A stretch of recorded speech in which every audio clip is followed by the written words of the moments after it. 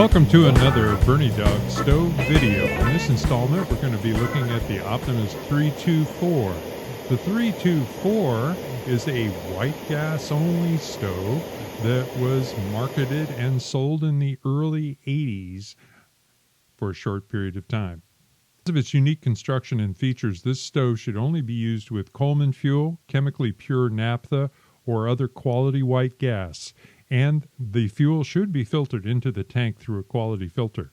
I'm going to do a complete disassembly. If you're just looking to find out how to start it, just jump to the end of the video. I'm going to speed through this, and if you have any reason to stop, just stop it or slow it down using YouTube features to do so. These procedures should be pretty self-evident by just watching the video. Anything of real import, I'll stop and discuss.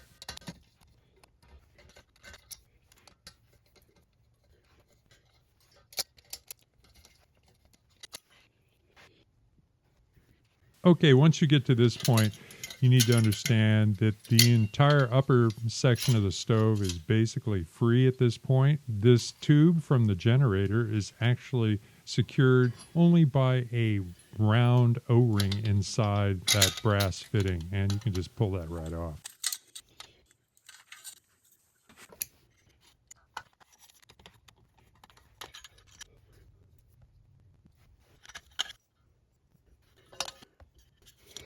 Here you can see the wadding on either side of the fuel air tube that accepts any liquid fuel or partially vaporized fuel during preheat.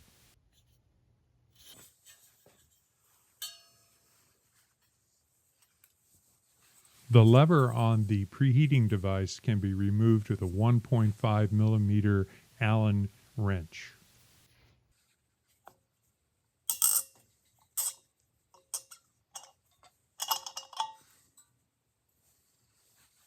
And the upper assembly of the preheat device can be simply unscrewed in a counterclockwise method with your hands.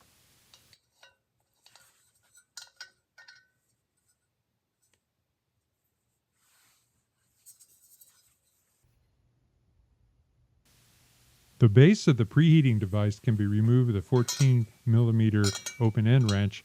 And while I look like I'm doing it here on the bench, I actually put the wrench in a vise and turned the tank around the wrench.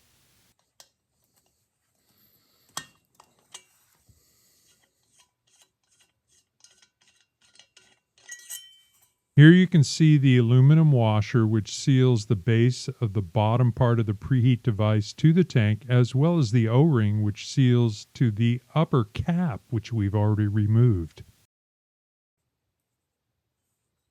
You can also see that there is wire mesh in the base of that fuel pickup, which is extremely fine, which is why you want to filter your fuel.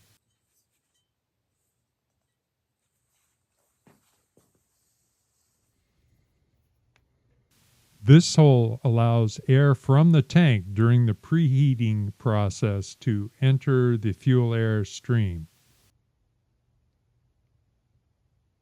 This very, very tiny hole in the center here is what allows fuel into the generator both during the preheating process and also during normal operations. Any debris in the fuel, any crud, is going to clog that up. And it's so small, you probably don't have a wire small enough to clean it.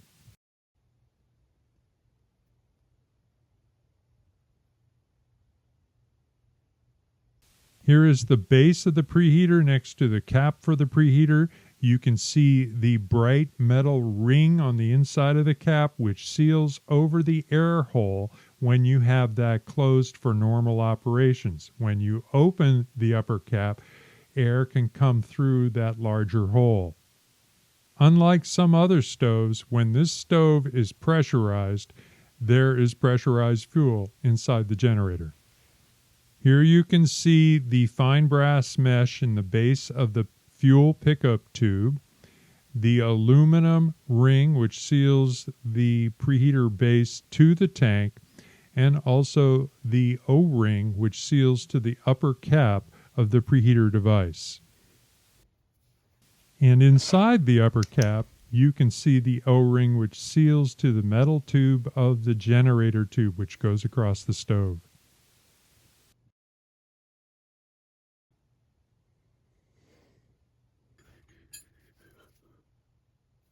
Use an 11 millimeter open-end wrench to hold the generator while you remove the jet with an NRV wrench.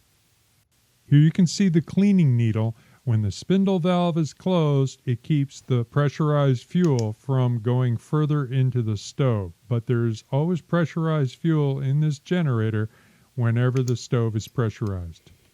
Use your 11 millimeter wrench and a 10 millimeter wrench to remove the spindle nut.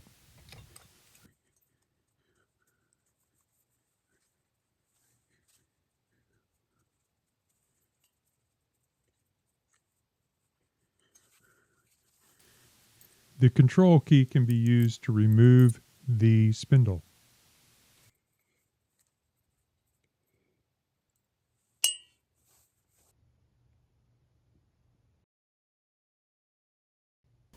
Here you can see the graphite packing inside of the spindle nut. The graphite packing creates a fuel-tight seal around the spindle shaft.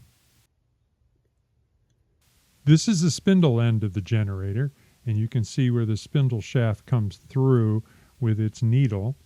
And at the other end, what we want to look at is what's inside our generator. The generator is populated by a group of metal rods. And now our stove is pretty much completely disassembled.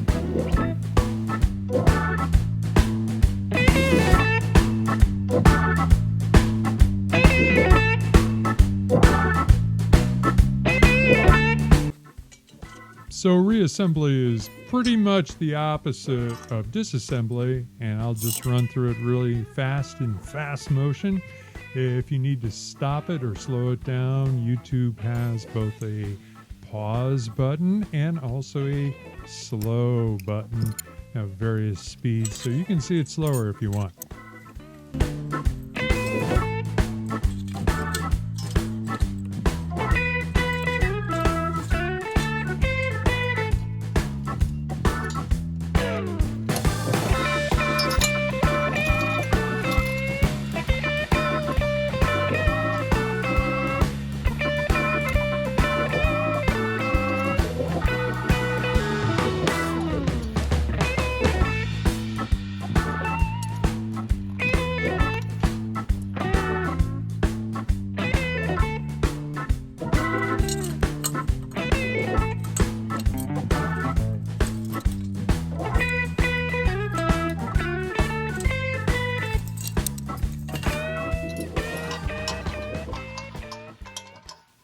And there we are. It's back in one piece. Now it's time to start it up.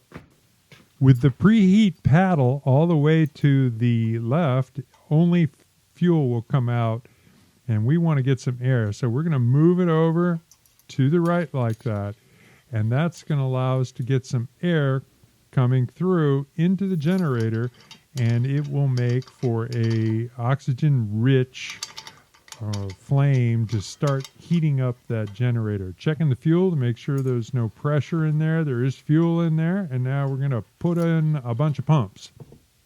Okay, you can see it's a cold stove, and I want to pump in a lot of air so that we have plenty of air, so that when we put our preheat paddle over to the side like it already is, that the air that's coming through will have a lot of air coming out of the tank and into our generator to get started. All right, so nothing's coming through into the stove yet because it's all controlled by the spindle valve.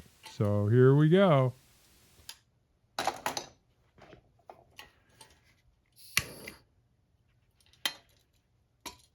Okay, now with these, you have to open the spindle valve open, 2 or 3 or 4 turns before the needle will get out of the way and allow fuel-air mixture through. Okay, we got it started up. You just want to let it go just gently like this so that you can get the generator heated up.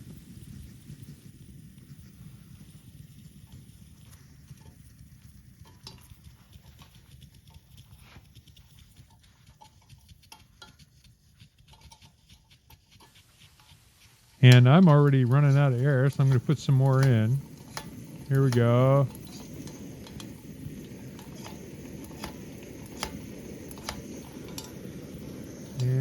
I'm going to move that lever back, and it should support the flame. Maybe a little more air. Whoop, not quite yet.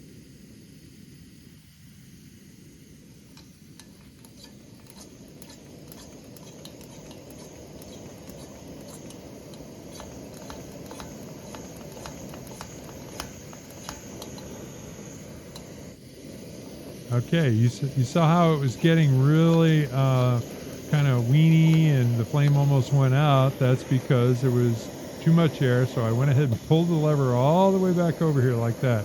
All the way over, yep. And now we have a properly heated generator and everything's fine, and I kind of got a little carried away and opened the spindle valve more than I really needed to, so I'm going to crank that back down. There we go. And we're running full blast. Put a little more air in, get a really super good flame. And try to remember not to leave the key on the spindle because it does get hot and you'll burn your thumb.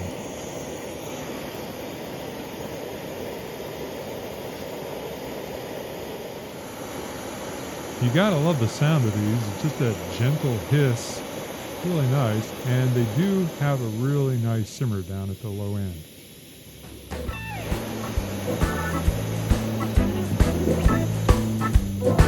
Well, that's pretty much it for this video. Thanks for watching. Please like, and subscribe. See you next time.